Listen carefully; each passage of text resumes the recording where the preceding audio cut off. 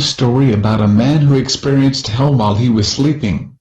The details provided by this man, about hell, resembles Lord Buddha's discourse about hell in Devadatta Sutra.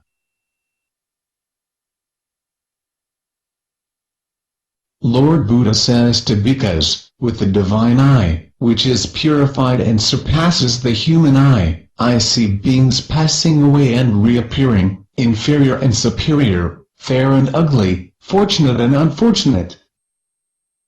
These were the beings who were well conducted in body, speech, and mind, not revilers of noble ones, right in their views, giving effect to right views in their actions, on the dissolution of the body, after death, have reappeared in a happy destination, such as the heavenly worlds, or human realm.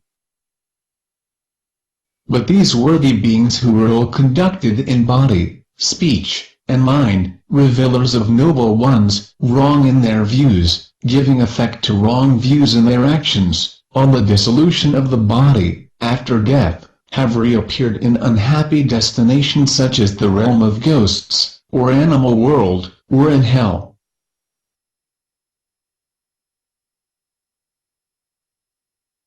The person who ends up in hell will be presented to King Yama by wardens in hell with an explanation about the bad karma committed by the individual.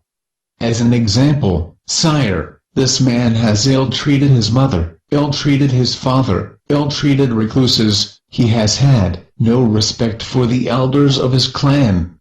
Let the king order his punishment.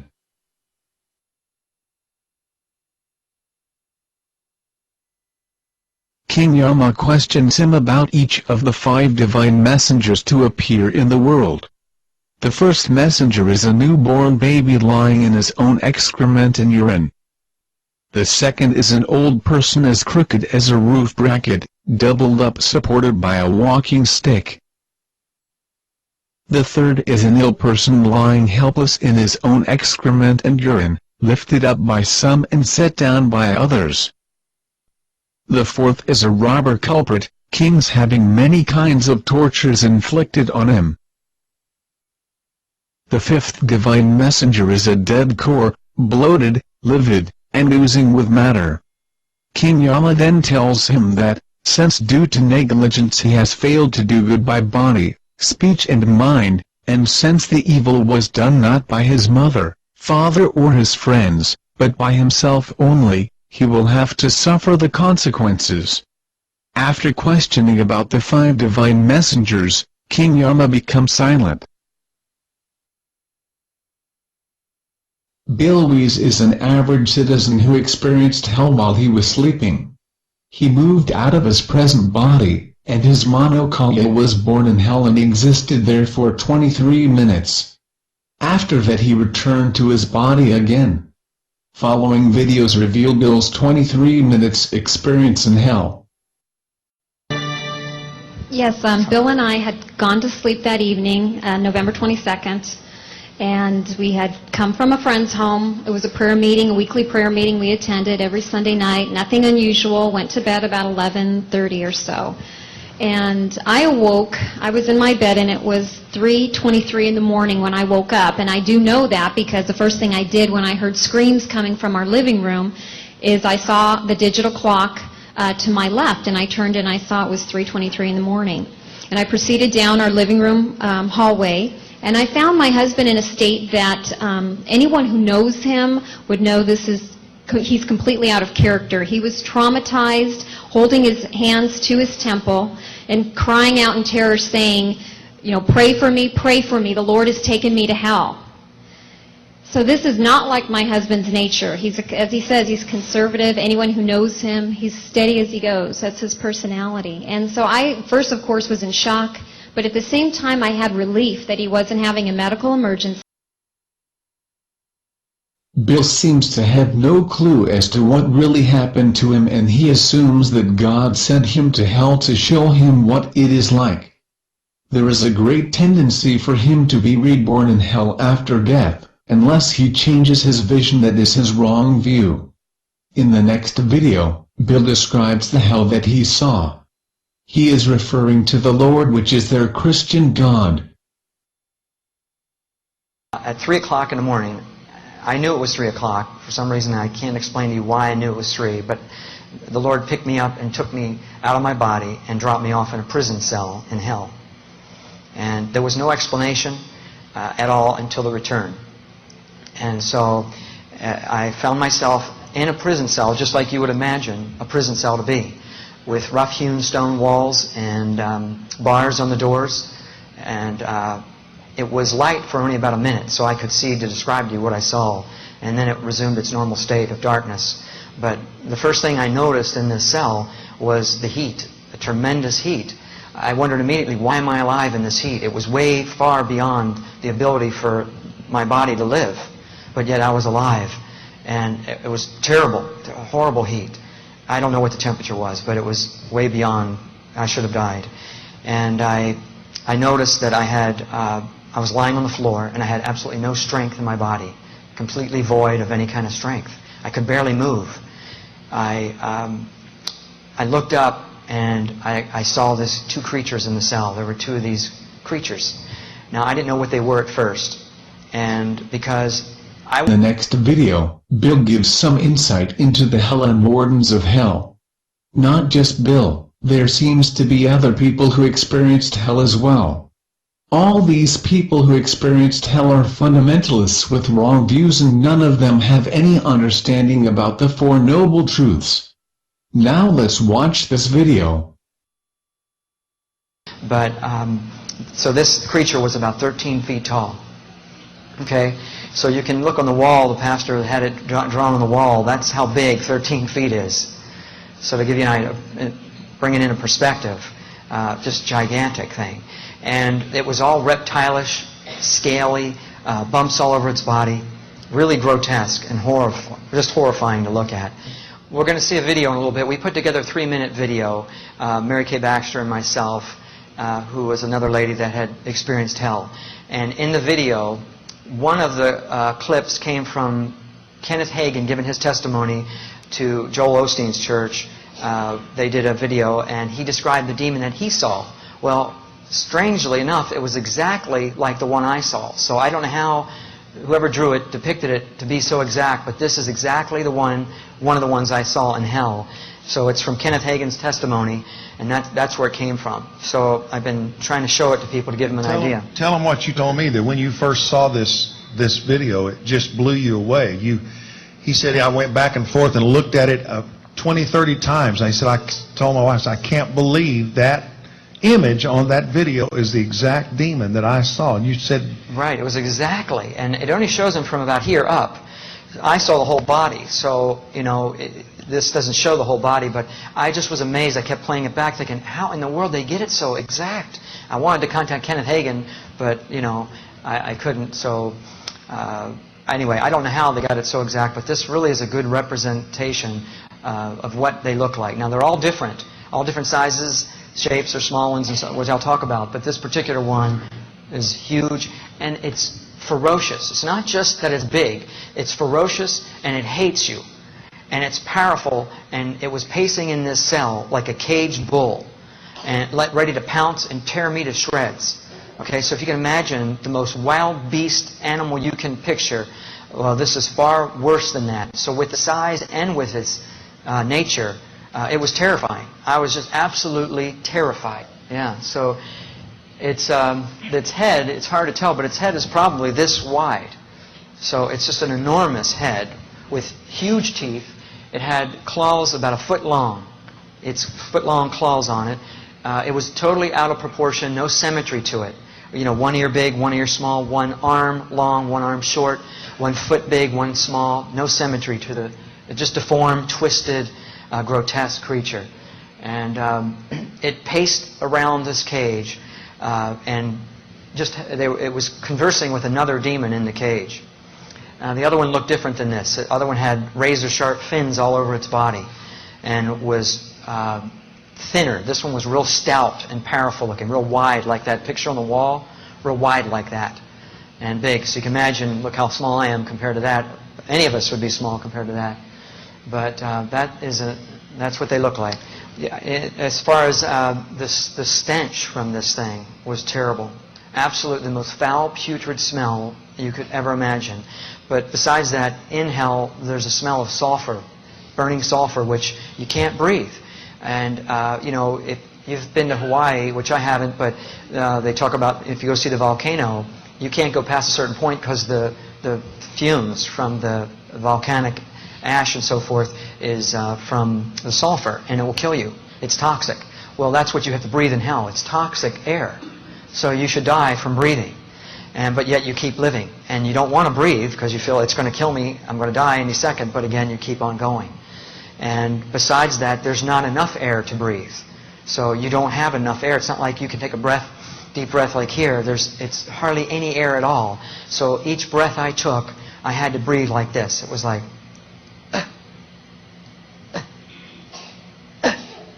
just like that.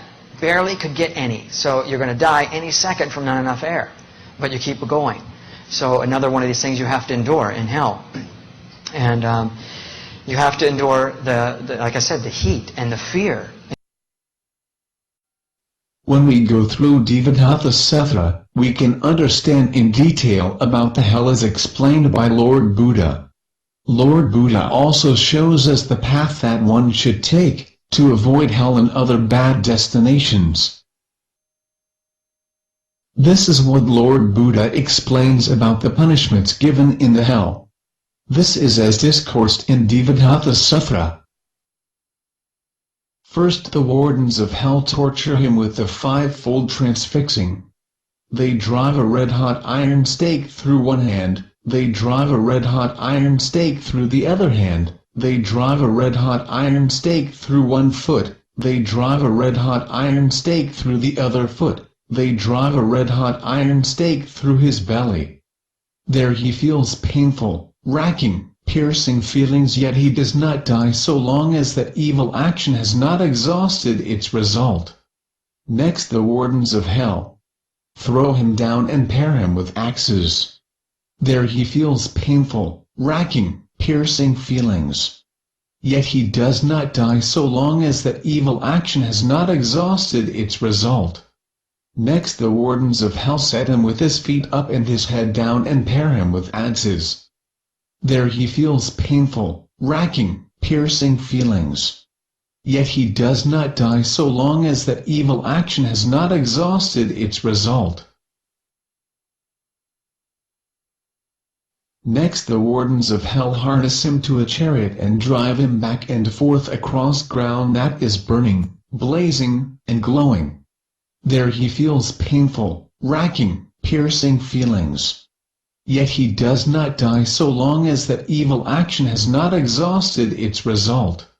Next, the wardens of hell make him climb up and down a great mound of coals that are burning, blazing, and glowing. There he feels painful, racking, piercing feelings. Yet he does not die so long as that evil action has not exhausted its result. Next, the wardens of hell take him feet up and head down and plunge him into a red-hot metal cauldron that is burning, blazing, and glowing. He is cooked there in a swirl of froth. And as he is being cooked there in a swirl of froth, he is swept now up, now down, and now across. There he feels painful, racking, piercing feelings. Yet he does not die so long as that evil action has not exhausted its result. Next, the wardens of hell throw him into the great hell. Now as to that great hell. It has 4 corners and is built with 4 doors, one set at each side, walled up with iron all around and shut in with an iron roof. Its floor as well is made of iron, and heated till it glows with fire. The range is a full 100 leagues which it covers all pervasively. Now the flames that surge out from the great hell's eastern wall dash against its western wall. The flames that surge out from its western wall dash against its eastern wall. The flames that surge out from its northern wall dash against its southern wall. The flames that surge out from its southern wall dash against its northern wall. The flames that dash out from the bottom dash against the top, and the flames that surge out from the top dash against the bottom. There he feels painful, racking, piercing feelings. Yet he does not die so long as that evil action has not exhausted its result. Sometime or other, because, at the end of a long period, there comes an occasion when the great hell's eastern door is opened. He runs towards it, treading quickly. As he does so, his outer skin burns, his inner skin burns, his flesh burns, his sinews burn, his bones turn to smoke. And it is the same when his foot is uplifted. When at long last he reaches the door, then it is shut. There he feels painful, racking, piercing feelings. Yet he does not die so long as that evil action has not exhausted its result.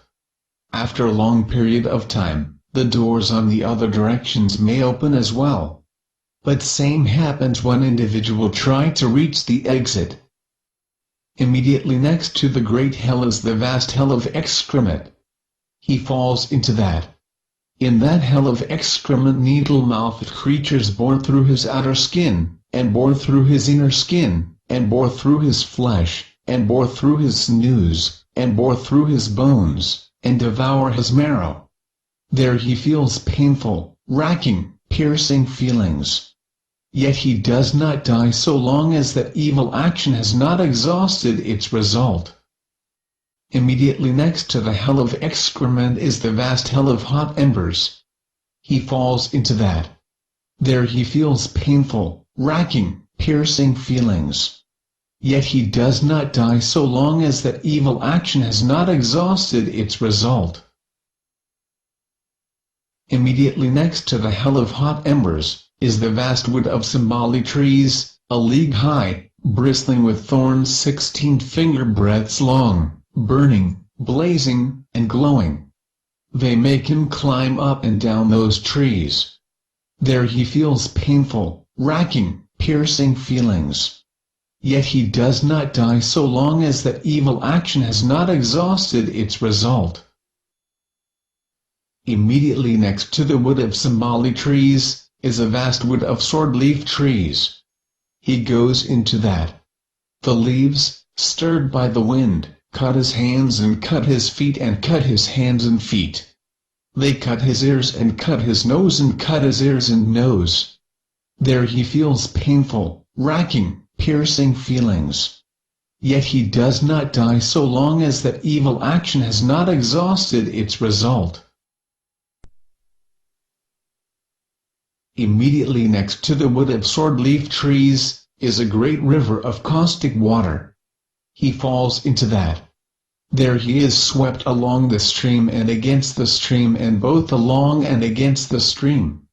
There he feels painful, racking, piercing feelings.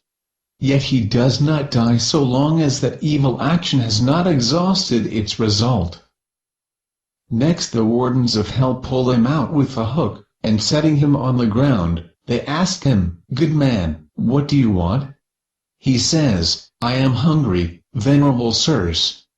Then the wardens of hell prise open his mouth with red-hot iron tongues, burning, blazing, and glowing, and they throw into his mouth a red-hot metal ball, burning, blazing, and glowing. It burns his lips, it burns his mouth, it burns his throat, it burns his stomach, and it passes out below carrying with it his intestines and mesentery. There he feels painful, racking, piercing feelings. Yet he does not die so long as that evil action has not exhausted its result. Next the wardens of hell ask him, "Good man, what do you want?" He says, "I am thirsty, venerable sirs." Then the wardens of hell prise open his mouth with red-hot iron tongues, burning, blazing, and glowing, and they pour into his mouth molten copper, burning, blazing, and glowing. It burns his lips, it burns his mouth, it burns his throat, it burns his stomach, and it passes out below carrying with it his intestines and mesentery. There he feels painful, racking, piercing feelings. Yet he does not die so long as that evil action has not exhausted its result. Then the wardens of hell throw him back again into the great hell. Now we'll look at the video that Bill's people have made based on Bill's experiences.